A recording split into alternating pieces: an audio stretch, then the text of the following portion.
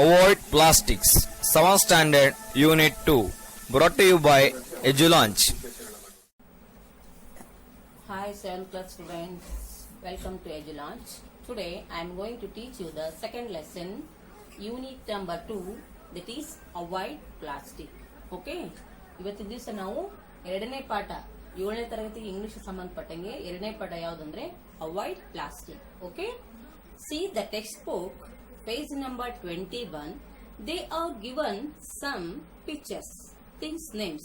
Okay, those are snake skin bag, earthen pot, leaf plate, cloth bag, plastic tumbler, ivory necklace, plastic stool, banana leaves and jute bags, and the last one is plastic carry bags. Okay, are you seeing these pictures? What are those? These things are made of some different things. See, snake guard. ಈ snake skin bag ಯಾವ್ದ್ರಿಂದ ಮಾಡಲ್ಪಟ್ಟಿದೆ ಅಂದ್ರೆ ಒಂದು ಹಾವಿನ ಚರ್ಮದಿಂದ ಈ ಒಂದು ಚೀಲವನ್ನು ರಚಿಸಿರ್ತಾರೆ, ಅಂದ್ರೆ ಮಾಡಲ್ಪಟ್ಟಿರ್ತಾರೆ.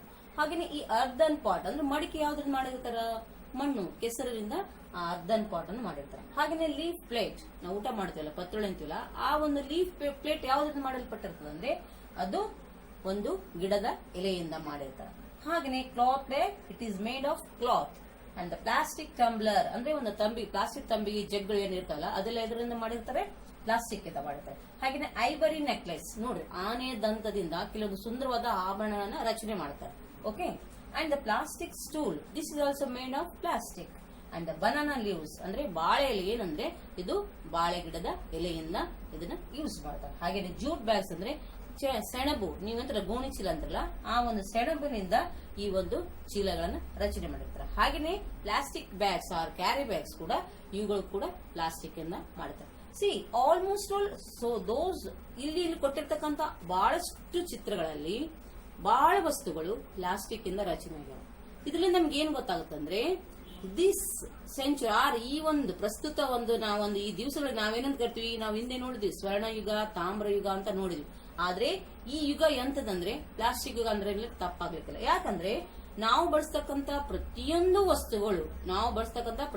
ವಸ್ತುಗಳು ಶೇಕಡ ಪ್ರತಿಶತ 90 ಭಾಗದಷ್ಟು ನಾವೇನಾಗಿರ್ತಾವ ಅಂದ್ರೆ ಪ್ಲಾಸ್ಟಿಕ್ ಇಂದಾನೆ ರಚನೆ ಆಗಿರ್ತಾವ. ಹೀಗಾಗಿ ಈ ಒಂದು ಪ್ಲಾಸ್ಟಿಕ್ ಅಂದ್ರೆ ಏನು, ಇದನ್ನ ಯಾರು ಕಂಡುಹಿಡಿದ್ರು, ಇದು ಯಾವಾಗ ಕಂಡುಹಿಡಿದ್ರು, ಇದಕ್ಕೆ ಯಾಕೆ ಪ್ಲಾಸ್ಟಿಕ್ ಅಂತ ಹೆಸರು ಬಂತು ಅನ್ನೋದನ್ನ ನಾವು ಸವಿಸ್ತಾರವಾಗಿ ಈ ಒಂದು ಎರಡನೇ ಪಾಠ ಘಟಕ 2, ದಟ್ ಈಸ್ ಅವಾಯ್ಡ್ ಪ್ಲಾಸ್ಟಿಕ್. ಯಾಕಂದ್ರೆ ಅವಾಯ್ಡ್ ಪ್ಲಾಸ್ಟಿಕ್ ಅಂದ್ರೆ ಏನ್ ಮಾಡ್ಬೇಕು, ಪ್ಲಾಸ್ಟಿಕ್ ಬಳಕೆಯನ್ನ ನಿಯಂತ್ರಿಸಬೇಕು, ಅದನ್ನ ತಡೆ ಹಿಡಬೇಕು ಅಂತ ಈ ಒಂದು ಪಾಠದ ಒಂದು ಅರ್ಥ ಕೊಡ್ತದೆ.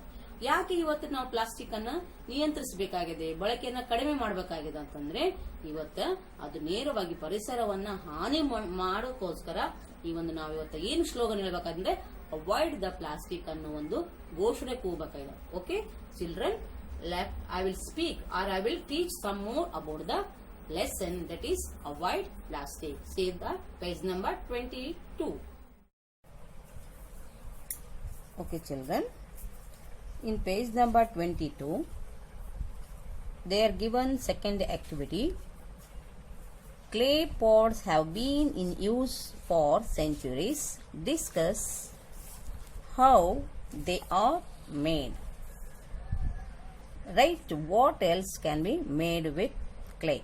ನೋಡ್ರಿ, ಕ್ಲೇ ಪಾಟ್ಸ್ ನಮ್ಗೆ ಗೊತ್ತು, ಬಹಳ ಸೆಂಚುರಿ ಅಂದ್ರೆ ವರ್ಷ ಶತಮಾನಗಳ ಹಿಂದಲೂ ನಾವೇನ್ ಮಾಡ್ತಾ ಇದೀವಿ ಅಂದ್ರೆ ಮಡಿಕೆಗಳನ್ನ ಬಳಕೆಯಲ್ಲಿದ್ದೀವಿ. ಈ ಒಂದು ಮಡಿಕೆ ಮಾಡಬೇಕಾದ್ರೆ ನಮ್ಗೇನ್ ಬೇಕು, ಮಣ್ಣು ಬೇಕು, ಕೆಸರು ಬೇಕು. ಓಕೆನಾ? ಹಾಗಾದ್ರೆ ಈ ಮಡಿಕೆ ಮಾಡ್ಲಿಕ್ಕೆ ಏನೆಲ್ಲ ವಸ್ತುಗಳು ಬೇಕು ಅನ್ನೋದು ಇಲ್ಲಿ ಕೊಟ್ಟಿದ್ದಾರೆ, ನೋಡೋಣ. What is that? First one is what? Clay. ಏನ್ ಬೇಕು ನಮಗೆ? ಮೊದಲು ಕೆಸರು ಬೇಕು, ಕ್ಲೇ. ಅಂಡ್ ವೀಲ್ ಬೇಕು. ಹಾಗೇನೆ ಸ್ಟಿಕ್, ಒಂದು ಕೋಲ್ ಕೂಡ ಬೇಕು. ಒಂದು ಮಡಿಕೆ ಮಾಡಬೇಕಂದ್ರೆ ಈ 3 ವಸ್ತುಗಳು ಬೇಕು. ಹಾಗೇನೆ in the third activity they are given the jute bags ಅಂದ್ರೆ ಸೆಣಬಿನ ಚೀಲ are more in demands now in comparison with cloth bag. Discuss the reason. ನೋಡ್ರಿ, ಇವತ್ತಿನ ದಿವಸ ಈ ಸೆಣಬಿನ ಚೀಲಗಳು ಅತ್ಯಂತ ಬೇಡಿಕೆ ಇದೆ. ಯಾಕೆ? ಈ ಬಟ್ಟೆ ಚೀಲಗಳಿಂತಲೂ ಸೆಣಬಿನ ಚೀಲಗಳು ತುಂಬಾ ಬೇಡಿಕೆ. ಯಾಕೆಂದ್ರೆ ಇದು ಯಾವುದನ್ನ ರಚನೆ ಆಗಿರ್ತದೆ ಅಂದ್ರೆ ಇದು ಕೂಡ ಒಂದು ಸಸ್ಯದಿಂದ ಅಥವಾ ಒಂದು ಗಿಡ ಮರದಿಂದ ತೊಗಟೆಯಿಂದ ಇದು ಮಾಡಲ್ಪಟ್ಟಿರ್ತದ. ಇದು ಯಾವುದೇ ರೀತಿಯಾದ ಪರಿಸರ ಹಾನಿಯನ್ನ ಉಂಟು ಮಾಡೋದಿಲ್ಲ. ಆದರೆ ಇವತ್ತು ಪ್ಲಾಸ್ಟಿಕ್ ಬಳಕೆಯಿಂದಾಗಿ ಏನಾಗಿದೆ ಅಂದ್ರೆ ಅವೆಲ್ಲವುಗಳು ತುಂಬಾ ದುಬಾರಿ ಅಲ್ಲದೆ ಪೂರ ಅವುಗಳ ಬಳಕೆಯು ಕೂಡ ನಿಂತು ಹೋಗಿದೆ. ಆದರೆ ಈ ಸೆಣಬಿನ ಚೀಲ ಅತ್ಯಂತ ಪರಿಸರ ಸ್ನೇಹಿ ವಸ್ತು ಅಂದ್ರೆ ತಪ್ಪಾಗ್ಲಿಕ್ಕಿಲ್ಲ. Okay children, now see the lesson that is avoid plastic. Avoid plastic ಪಾಠದ ಬಗ್ಗೆ ನಾವು ತಿಳ್ಕೊಳ್ಳೋಣ. Okay, it is time to say no to plastic. ನೋಡ್ರಿ, ಈಗ ನಾವು ಸಮಯ ಅಂತ ಒಂದು ದುಸ್ಥಿತಿಯಲ್ಲಿ ಇದೀವಿ ಅಂತಂದ್ರೆ ಪ್ಲಾಸ್ಟಿಕ್ ಅನ್ನೇನೋ ಕಂಡಿಡಿದ್ವಿ. ಆದ್ರೆ ಇವತ್ತು ನಾವು ಏನ್ ಹೇಳ್ಬೇಕಾಗಿದೆ ಅಂದ್ರೆ ನೋ ಪ್ಲಾಸ್ಟಿಕ್. ಯಾಕಂದ್ರೆ ಇವತ್ತು ಪ್ಲಾಸ್ಟಿಕ್ ಬೇಡ ಅನ್ನೋ ಒಂದು ಘೋಷಣೆ ನಾವು ಕೂಗಬೇಕಾಗಿದೆ. Plastic is not a strange product to any one. ಇದು ಏನು ಸ್ಟ್ರೇಂಜ್ ಅಂದ್ರೆ ಏನು? ಅಪರಿಚಿತ. ಪ್ರಾಡಕ್ಟ್ ಅಂದ್ರೆ ಒಂದು ವಸ್ತು, ಎನಿವನ್. ಇದು ಯಾರಿಗೆ ಗೊತ್ತಿರಲಾರ್ದಂತ ವಸ್ತುವೇನಲ್ಲ. ಇದು ಎಲ್ಲರಿಗೂ ಚಿರಪರಿಚಿತವಾದ ಒಂದು ವಸ್ತು ಯಾವುದಂದ್ರೆ plastic. It is everywhere in the present world and it has become A part of our life.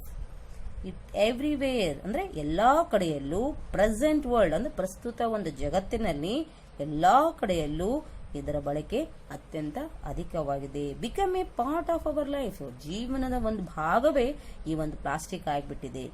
ಯಾಕಂದ್ರೆ ನೋಡ್ರಿ, ಒಂದು ಪ್ರತಿಯೊಂದು ಅಂಗಡಿಗಳಲ್ಲಿ ನೀವು ಯಾವುದೇ ಒಂದು ಅಂಗಡಿಗಳಲ್ಲಿ ನಾವು ಹೋದ್ರೆ ಅವ್ರು ಮೊದಲು ಕೊಡ್ತಕ್ಕಂಥದ್ದು ಯಾವುದಂದ್ರೆ ಪ್ಲಾಸ್ಟಿಕ್ ನಲ್ಲಿ ಆ ವಸ್ತುಗಳನ್ನ ಖರೀದಿಸ್ತೀವಿ ಅಂತ ಒಂದು ಸ್ಥಿತಿ ಇವತ್ತು ತಮಗೆ ಬಂದಿದೆ. Alexander Parkes created the first man made plastic. ಯಾರು? Who invented the plastic? Alexander Parkes created the first man. ಇವರೇ ಪ್ರಪ್ರಥಮ ಬಾರಿಗೆ ಈ ಒಂದು ಪ್ಲಾಸ್ಟಿಕ್ ಅನ್ನೋ ಒಂದು ವಸ್ತುವನ್ನ ಅವರು ಕ್ರಿಯೇಟ್ ಮಾಡಿದ್ರು, ರಚನೆ ಮಾಡಿದ್ರು ಅಥವಾ ಸಂಶೋಧನೆ ಮಾಡಿದ್ರು, ಕಂಡುಹಿಡಿದ್ರು. ಈ demonstrated it in on international exhibition in London. ಇದನ್ನ ಅವರು ಎಲ್ಲಿ ಪ್ರಸ್ತುತಪಡಿಸಿದ್ರಪ್ಪ ಅಂದ್ರೆ ಅಂತಾರಾಷ್ಟ್ರೀಯ ವಸ್ತು ಪ್ರದರ್ಶನ ಲಂಡನ್ ನಲ್ಲಿ ನಡೆದಿರ್ತಕ್ಕಂಥ ಈ ಒಂದು ವಸ್ತು ಪ್ರದರ್ಶನದಲ್ಲಿ ಈ ಒಂದು ಪ್ಲಾಸ್ಟಿಕ್ ಅನ್ನು ಅವರು ಪ್ರಸ್ತುತಪಡಿಸಿದ್ರು. ಈ ನೇಮ್ಡ್ ಇಟ್ ಆಸ್ ಪಾರ್ಕಸೈನ್. ಅದಕ್ಕೆ ಅವ್ರು ಏನಂತ ಕರೆದ್ರೆ ಆ ವಸ್ತುವಿಗೆ ಪಾರ್ಕಸೈನ್ ಅಂತ ಕರೆದ್ರು. ಹಾಗೆ ದಿನಗಳಾದಂತೆಲ್ಲ ಅದಕ್ಕೆ ನಾವೇನಂತ ಕರೀತೀವಿ, ಪ್ಲಾಸ್ಟಿಕ್ ಅನ್ನೋ ಒಂದು ಹೆಸರು ಬಂತು. Okay, now the common and wide use of plastic is mainly because it is inexpensive. ಯಾಕೆ ಇದು ವರ್ಲ್ಡ್ ಕಾಮನ್ ಆಗಿ ಎಲ್ಲ ಸರ್ವೇ ಸಾಮಾನ್ಯವಾಗಿ ಎಲ್ಲರೂ ಬಳಸುವಂತ ಯಾಕಾಗಿದೆ ಅಂದ್ರೆ ಇಟ್ ಈಸ್ ಇನ್ಎಕ್ಸ್ಪೆನ್ಸಿವ್, ಅತ್ಯಂತ ಬೆಲೆ ಕಡಿಮೆ. ಹೀಗಾಗಿ ಈ ವಸ್ತು ಏನಾಗ್ತಾ ಇದೆ ಅಂದ್ರೆ ಎಲ್ಲಾ ಕಡೆಗಳಲ್ಲಿ ಲಭ್ಯವಿದೆ. ಹಾಗೆಯೇ ಜನರು ಇದನ್ನ ಕೊಂಡ್ಕೊಂತಾರೆ. It is long lasting. ಇದು ಬಹಳ ದಿವಸಗಳವರೆಗೆ ಉಳಿಯುವಂತ ವಸ್ತುವಾಗಿದೆ. And it is easy to make. ಹಾಗೇನೆ ಇದನ್ನ ರಚನೆ ಮಾಡಬೇಕಂದ್ರೆ ತುಂಬಾ ಸರಳವಾದ ಒಂದು ವಿಧಾನ ಇದೆ. ದಿಸ್ ಸಬ್ಸ್ಟೆನ್ಸ್ ಅಂದ್ರೆ ಈ ಒಂದು ವಸ್ತು, ಸಬ್ಸ್ಟೆನ್ಸ್ ಅಂದ್ರೆ ವಸ್ತು, ಕ್ಯಾನ್ ಬಿ ಮೋಲ್ಡೆಡ್. ಮೋಲ್ಡೆಡ್ ಅಂದ್ರೆ ಯಾವುದಾದ್ರೂ ಒಂದು ರೂಪವನ್ನು ನಮ್ಗೆ ಯಾವ ಆಕಾರ ಬೇಕು ಆ ಆಕಾರವನ್ನು ಕೊಡ್ತಕ್ಕಂಥದ್ದು ಯಾವುದಂದ್ರೆ ಈ plastic. Into any form of by heating and it can be retained in that particular form when cold. ನೋಡ್ರಿ, ಇದಕ್ಕೆ ನಾವು ಒಂದು ಶಾಖ, ಹೀಟ್ ಅಂದ್ರೇನು, ಶಾಖ ಕೊಟ್ಟಾಗ ಅದೇನಾಗುತ್ತಾ, ನಾವು ಯಾವ ಆಕಾರವನ್ನ ಅದಕ್ಕೆ ಕೊಡ್ತೀವಲ್ಲ ಅದು ತಣ್ಣಗಾದ್ಮೇಲೆ ನಿರ್ದಿಷ್ಟವಾದ ಒಂದು ಆಕಾರದಲ್ಲಿ ಉಳಿಯುತ್ತದ ಅಂತ ಒಂದು ಈ ಒಂದು ಪ್ಲಾಸ್ಟಿಕ್ ತಯಾರಿಕೆ ಅತ್ಯಂತ ಸರಳವಾಗಿದೆ. It can be made into the thin and light material which is now widely use to make hard and disposable carry bags or packing materials. ನೋಡ್ರಿ, ಈಗೆಲ್ಲ ನಾವು ಬಳಸ್ತಾ ಇದೀವಲ್ಲ, ಏನಾದ್ರೂ ಒಂದು ಸಾಮಾನು ಕೊಂಡ್ಕೊಳಕ್ ಹೋದಾಗ ನಮ್ಗೊಂದು ಕ್ಯಾರಿ ಬ್ಯಾಗ್ ಕೊಡ್ತಾರಲ್ಲ, ಆ ಎಲ್ಲಾ ಪ್ಲಾಸ್ಟಿಕ್ ಏನಾಗಿದೆ ಅಂದ್ರೆ ಅತ್ಯಂತ ಸರಳವಾಗಿ ಎಲ್ಲಾ ಕಡೆಗಳಲ್ಲೂ ಬಳಸುವಂತ ಒಂದು ವಸ್ತುವಾಗಿದೆ. Okay, these qualities call threats to the environment. ನಾವೇನು ಈ ವಸ್ತುಗಳನ್ನು ಬಳಕೆ ಮಾಡಿದ್ವಿ, ಆದರೆ ಈ ಬಳಕೆಯ ಪರಿಣಾಮವಾಗಿ ಏನಾಗ್ತಾ ಇದೆ ಅಂದ್ರೆ ದೀಸ್ ಕ್ವಾಲಿಟೀಸ್ ಅಂದ್ರೆ ಈ ವಸ್ತುವಿನ ಗುಣಗಳು ಯಾವುದಕ್ಕೆ ಹಾನಿ ಉಂಟು ಮಾಡ್ತವಂದ್ರೆ ಎನ್ವಿರಾನ್ಮೆಂಟ್, ಪರಿಸರಕ್ಕೆ ನೇರವಾಗಿ ಹಾನಿಯನ್ನು ಉಂಟು ಮಾಡುತ್ತವೆ. As it is cheap and easily available. ಯಾಕೆಂದ್ರೆ ಇದರ ಬೆಲೆ ಅತ್ಯಂತ ಏನಂದ್ರೆ ಬಹಳ ಸಸ್ತ, ಹಾಗೇನೆ ಈಸಿಲಿ ಅವೈಲೇಬಲ್, ಎಲ್ಲಾ ಕಡೆಯಲ್ಲೂ ಕೈಗೆಟಕುವಂತ ಒಂದು ವಸ್ತು ಅಂದ್ರೆ ಪ್ಲಾಸ್ಟಿಕ್. ಹೀಗಾಗಿ ಇದು ನೇರವಾಗಿ ಎನ್ವಿರಾನ್ಮೆಂಟ್ ಅನ್ನ ಅದು ಹಾನಿ ಉಂಟು ಮಾಡುತ್ತದೆ. People dispose plastic everywhere. ವಸ್ತುಗಳನ್ನ ಬಳಸಿದ ಮೇಲೆ ಜನರು ಎಲ್ಲಿಂದಲೇ ಅದನ್ನ ಬಿಸಾಡ್ತಾರೆ. ಹೀಗಾಗಿ ಅದರ ಬಳಕೆ ಅಧಿಕವಾಗಿದೆ. ಪ್ಲಾಸ್ಟಿಕ್ ಸ್ಟೇಸ್ ಅಂದ್ರೆ ಉಳಿಯುತ್ತದೆ ಎಲ್ಲಿ? ಆನ್ ದ ಅರ್ತ್ ಸರ್ಫೇಸ್ ಅಂದ್ರೆ ಭೂಮಿಯ ಮೇಲ್ಭಾಗದಲ್ಲಿ ಈ ಪ್ಲಾಸ್ಟಿಕ್ ಹಾಗೆ ಉಳಿಯುತ್ತದೆ. ಎಲ್ಲಿವರೆಗೂ ಅಂದ್ರೆ ಫಾರ್ ಮೆನಿ ಸೆಂಚುರೀಸ್, ಬಹಳ ಶತಮಾನಗಳವರೆಗೂ ಆ ಒಂದು ಭೂಮಿಯ ಪದರದಲ್ಲಿ ಈ ಒಂದು ಪ್ಲಾಸ್ಟಿಕ್ ಹಾಗೆ ಉಳಿದು ಹೋಗುತ್ತದೆ. As it is long lasting, ಯಾಕಂದ್ರೆ ಇದು ಬೇಗ ಕೊಳೆಯುವಂತ ವಸ್ತುವಲ್ಲ. And it is impossible to decompose, ಇದು ಅಸಾಧ್ಯವಾದ, ಇದು ಕೊಳೆಯಲಿಕ್ಕೆ ಅಸಾಧ್ಯವಾದುದು. ಅದಕ್ಕೋಸ್ಕರ ಅದು ಬಹಳ ವರ್ಷಗಳವರೆಗೆ ಆ ಮಣ್ಣಿನ ಪದರಗಳಲ್ಲಿ ಹಾಗೆ ಉಳಿಯುತ್ತದೆ. Okay, it ultimately causes enormous environmental hazards, ಅಂದ್ರೆ ಒಂದು ದೊಡ್ಡ ಎನಾರಮಸ್ ಅಂದ್ರೆ ದೊಡ್ಡ ಪ್ರಮಾಣದಲ್ಲಿ ಇದು ಏನ್ ಮಾಡ್ತದೆ ಅಂದ್ರೆ ಒಂದು ಡೇಂಜರಸ್, ಈ ಒಂದು ಪರಿಸರಕ್ಕೆ ಹಾನಿಯನ್ನ ಉಂಟು ಮಾಡುತ್ತದೆ. ಯಾಕಂದ್ರೆ ಸಾವಿರಾರು ವರ್ಷಗಳಲ್ಲಿ ಭೂಮಿಯಲ್ಲಿ ಹಾಗೆ ಉಳಿದಾಗ ಏನಾಗುತ್ತಾ ಅದರದು ಕೆಟ್ಟ ಪರಿಣಾಮ ಪರಿಸರದ ಮೇಲಾಗುತ್ತದೆ. ಡ್ಯೂ ಟು ಮೈಗ್ರೇಷನ್ ಅಂದ್ರೆ ವಲಸೆ ಹೋಗುವುದರ ಕಾರಣದಿಂದ plastic pollution is highly concentrated in big cities. ಏನ್ ಮಾಡ್ತಾರೆ ಜನರು ತಮ್ಮ ಜನೋಪಯೋಗಕ್ಕಾಗಿ, ತಮ್ಮ ಜೀವನೋಪಯೋಗಕ್ಕಾಗಿ ದೊಡ್ಡ ದೊಡ್ಡ ನಗರಗಳಿಗೆ ವಲಸೆ ಹೋಗ್ತಾರೆ. ಈ ವಲಸೆ ಹೋಗುವ ಪರಿಣಾಮ ಅವ್ರು ಏನ್ ಮಾಡ್ತಾರೆ ಅಂದ್ರೆ ಅಲ್ಲಿರ್ತಕ್ಕಂತ ಒಂದು ಅಗ್ಗವಾದ ವಸ್ತುಗಳನ್ನ ಅಂದ್ರೆ ಪ್ಲಾಸ್ಟಿಕ್ ಅನ್ನ ಬಳಕೆ ಮಾಡ್ತಾರೆ. ಈ ಬಳಕೆ ಮಾಡುವುದರಿಂದ ಏನಾಗುತ್ತದೆ, ಅವರು ಎಲ್ಲೆಂದರಲ್ಲಿ ಆ ಪ್ಲಾಸ್ಟಿಕ್ ಅನ್ನ ಎಸೆಯೋದ್ರಿಂದ ಪ್ಲಾಸ್ಟಿಕ್ ಪೊಲ್ಯೂಷನ್ ಉಂಟಾಗ್ತದ. And when these are thrown after use, ಬಳಕೆ ಆದ್ಮೇಲೆ ಅದನ್ನ ನಾವು ಎಸೆಯುತ್ತಲ್ಲ, they remain in the soil in the same form as they are non biodegradable. ನೋಡ್ರಿ, ನಾವು ಹೇಗೆ ಎಸೆದಿರ್ತಲ್ಲ ಆ ವಸ್ತು ಹಾಗೆ ಇರ್ತದೆ, ಅದು ಕೊಳೆಯೋದೇ ಇಲ್ಲ. ಯಾಕಂದ್ರೆ ಇದು ಕೊಳೆಯಲಾರದಂತ ಒಂದು ವಸ್ತು ಆಗಿದೆ plastic. Okay, plastic causes serious damage to the environment at every stage of its production or even in its disposal.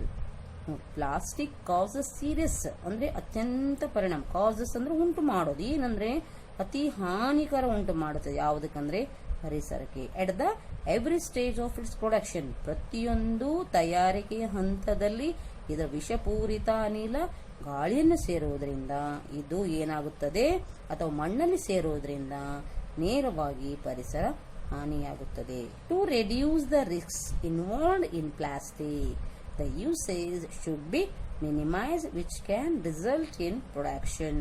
ಇದು ಕಡಿಮೆ ಮಾಡಬೇಕಂದ್ರೆ ಏನ್ ಮಾಡ್ತೀವಿ ನಾವು, ಡಿಸ್ಪೋಸ್ ಅಂದ್ರೆ ಎಸೆಯೋದು, ರೆಡ್ಯೂಸ್ ಅಂದ್ರೆ ಕಡಿಮೆಗೊಳಿಸೋದು, ರಿಸ್ಕ್ ಅಂದ್ರೆ ಅದರ ತೊಂದರೆ, ಇನ್ವಾಲ್ವ್ ಆ ತೊಂದರೆಯಲ್ಲಿ ನಾವೇನ್ ಮಾಡ್ತೀವಿ, ಭಾಗವಹಿಸೋದಲ್ಲದೆ ಅದರ ಬಳಕೆಯಿಂದಾಗಿ ಇವತ್ತ ಪರಿಸರ ನಾಶವಾಗ್ತದೆ. ಅದಕ್ಕೋಸ್ಕರ ನಾವೇನ್ ಮಾಡ್ಬೇಕಾಗಿದ್ರ ಮಿನಿಮೈಸ್, ಅದರ ಬಳಕೆಯನ್ನ ಕಡಿಮೆಗೊಳಿಸಬೇಕಾಗಿದೆ.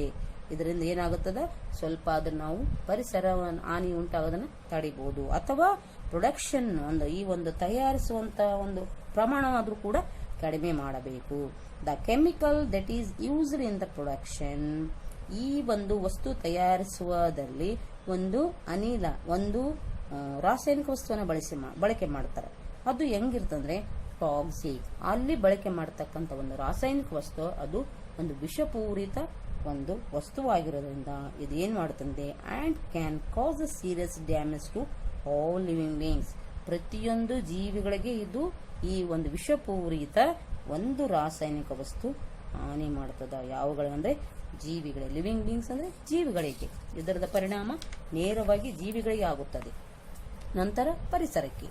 Even recycling of plastic causes problems. ನೋಡ್ರಿ, ಏನ್ ಮಾಡ್ತೀವಿ, ಒಂದು ಆ ಪ್ಲಾಸ್ಟಿಕ್ ಅನ್ನ ಬಳಕೆ ಮಾಡಿದ್ಮೇಲೆ ನಾವು ಪುನಃ ಅದನ್ನ ನಾವೇನ್ ಮಾಡ್ತೀವಿ, ನಿರ್ಮಾಣ ಮಾಡ್ಲಿಕ್ಕೆ ಅಥವಾ ವಸ್ತು ಪ್ಲಾಸ್ಟಿಕ್ ಬಳಕೆ ತಯಾರಿಸಲಿಕ್ಕೆ ಆ ವಸ್ತುವನ್ನು ನಾವು ಪುನಃ ಹಾಕ್ತಿವಿ.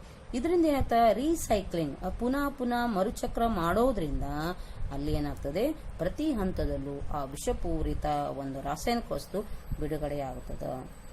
ಹೀಗಾಗಿ is that recycling degrades the quality of plastic and demands the production of more plastic to make an original product. ಪುನಃ ಪ್ಲಾಸ್ಟಿಕ್ ಬಳಕೆ ಮಾಡೋದ್ರಿಂದ ಅದರ ತನ್ನ ನೈಜ ಸ್ಥಿತಿ ಕಳೆದುಕೊಳ್ಳುತ್ತದೆ, ಅದು ಎರಡನೇ ಸ್ಥಿತಿಗೆ ಬರ್ತದೆ. ಹೀಗಾಗಿ ಇದರದು ಪ್ರತಿ ಹಂತದಲ್ಲೂ ಒಂದು ಹಾನಿ ಇದೆ. ಯಾವುದಕ್ಕಂದ್ರೆ ಪರಿಸರಕ್ಕಿದೆ. ಎ ಸಿಂಗಲ್ ಪ್ಲಾಸ್ಟಿಕ್ ಅಂದ್ರೆ ಕೇವಲ ಒಂದೇ ಒಂದು ಪ್ಲಾಸ್ಟಿಕ್ ಹಾಳಿ can take about 1000 years to rot. ಈ ಒಂದು ಸಿಂಗಲ್ ಒಂದು ತೆಳುವಾದ ಒಂದು ಪ್ಲಾಸ್ಟಿಕ್ ಹಾಳೆ ಕೊಳಿಬೇಕಂದ್ರೆ ಸಾವಿರಾರು ವರ್ಷಗಳ ಬೇಕು. ರಾಟ್ ಅಂದ್ರೆ ಕೊಳೆಯೋದು. It also has bad impact on the food chain.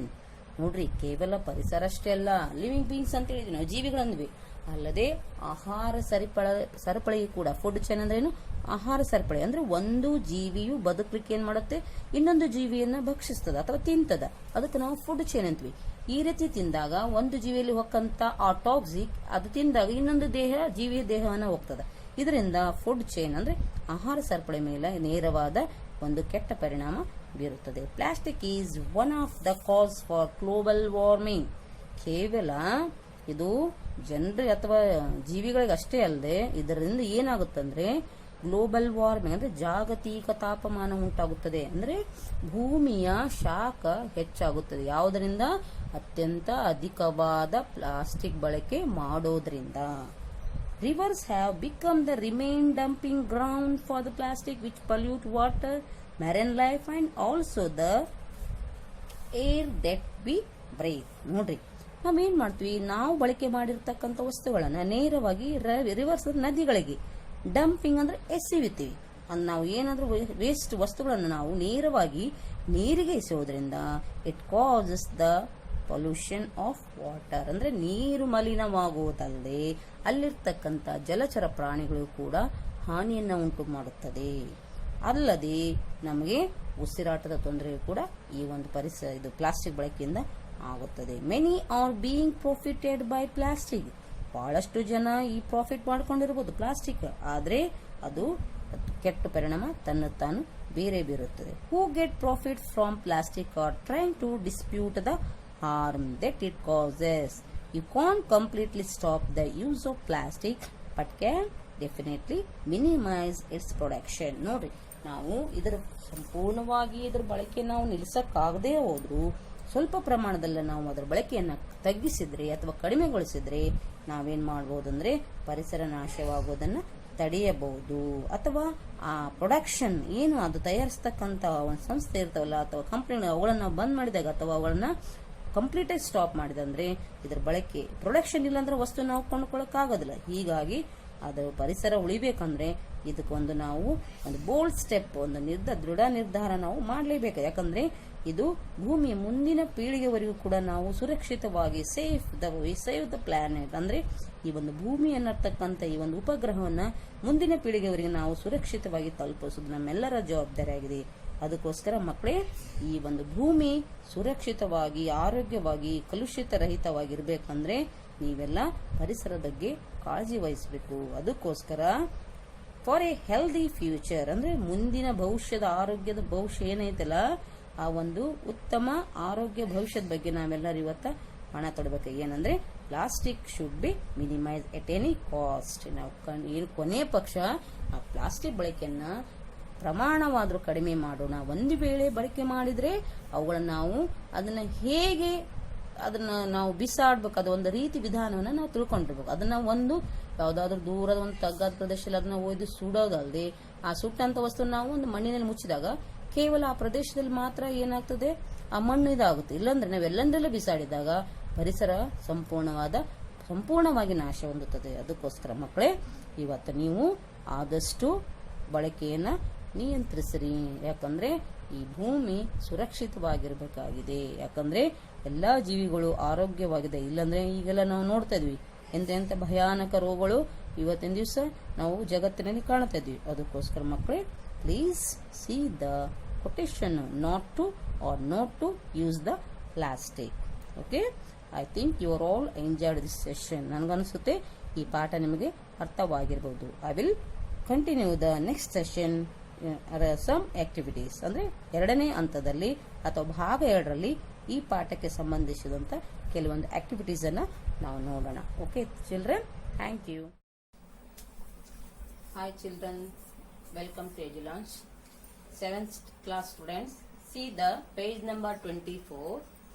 Already we know about the lesson. Now we will follow some activities related to avoid plastic. Okay, ಈಗಾಗಲೇ ನಾವು ಅವಾಯ್ಡ್ ಪ್ಲಾಸ್ಟಿಕ್ ಪಾಠವನ್ನು ನಾವು ತಿಳ್ಕೊಂಡಿದೀವಿ.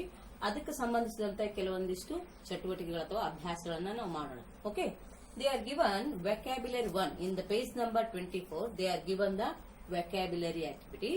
V1, read the following passage. People are foolish. Please observe the paragraph. People are foolish to use plastic. Extensively, some people think that the argument against the use of plastic is meaningless.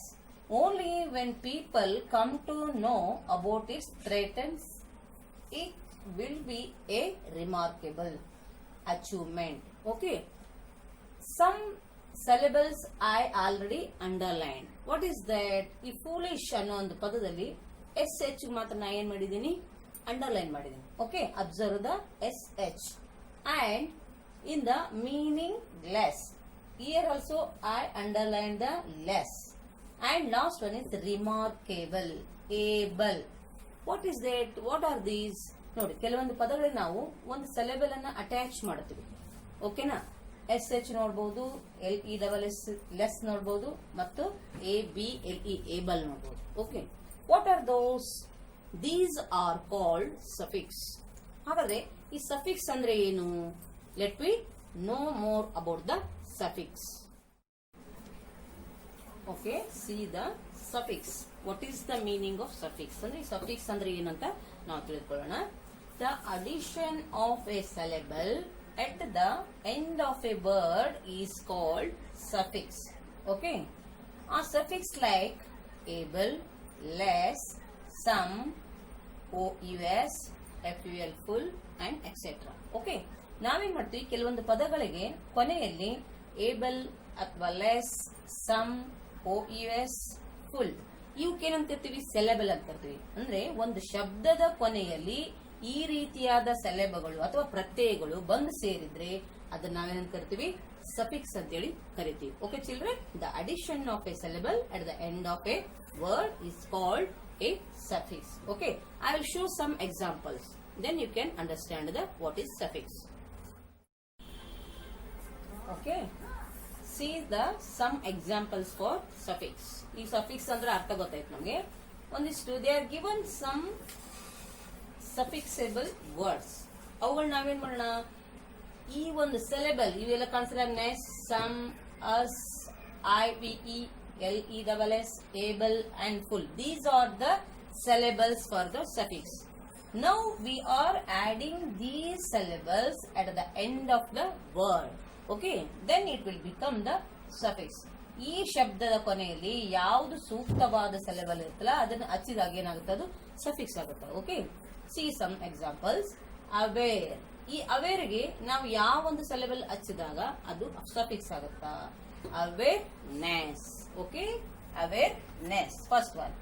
And careful or careless, ನಾವು careless ಆದ್ರೂ ಬರಿಬಹುದು ಅಥವಾ careful ಆದ್ರೂ ಬರಿಬಹುದು. Okay, let be write careless. And then regardable, let me write the syllable at the end of the word, that is regardable, regardable. And comfortable, ಇದು ಕೂಡ ನಾವು ನಾಲ್ಕನೇದಕ್ಕೇನು comfortable. And the troublesome, troublesome. And glorious, glorious. And the last one is sportive. Okay children, ಈಗ ಗೊತ್ತಾಯ್ತಲ್ಲ ನಿಮ್ಗೆ suffix ಅಂದ್ರೆ ಏನು, ಯಾವ ನಾವು ಸಿಲೆಬಲ್ ಅನ್ನು ಹಚ್ಚಿದಾಗ ಆ ಶಬ್ದ ಸಫಿಕ್ಸ್ ಆಗ್ತದೆ ಅನ್ನೋದು ನಮಗೆ ಗೊತ್ತಾಯ್ತು. Okay, let be more about the some other activities for this lesson.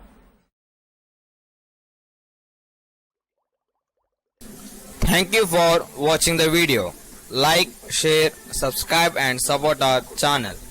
Thank you.